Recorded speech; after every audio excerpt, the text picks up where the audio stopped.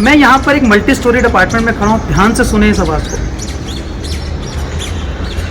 ये नीचे एक बच्चा जा रहा है और उसके जूते की आवाज़ है। हम लोग 4th फ्लोर पे खड़े हैं और 4th फ्लोर से इतनी नीचे से छोटे से बच्चे के जूते की आवाज़ यहाँ तक आ रही है।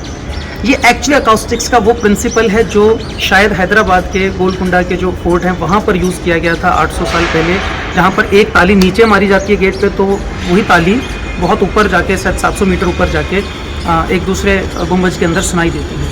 वास्तुशास्त्र में अकाउस्टिक्स का एक बहुत इंपॉर्टेंट यूज़ किया गया प्राचीन काल से, जैसे मैंने कहा गोलकुंडा के किले में वहाँ पे उसका यूज़ किया गया, शायद हैदराबाद में कहीं पे वो जगह है जो फोर्ट है।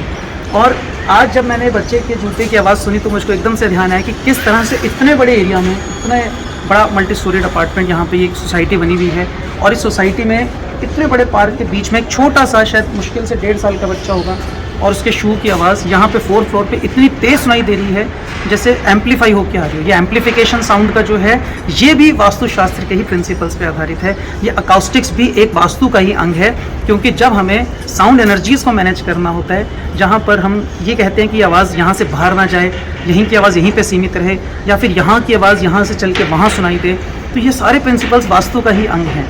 और भवन के अंदर भी आपको कई बार जैसे इको की बात आती है कि मेरे को इको सुनाई दे रहा है, गूंज आ रही है आवाज़ की, वो भी इसी का एक हिस्सा है।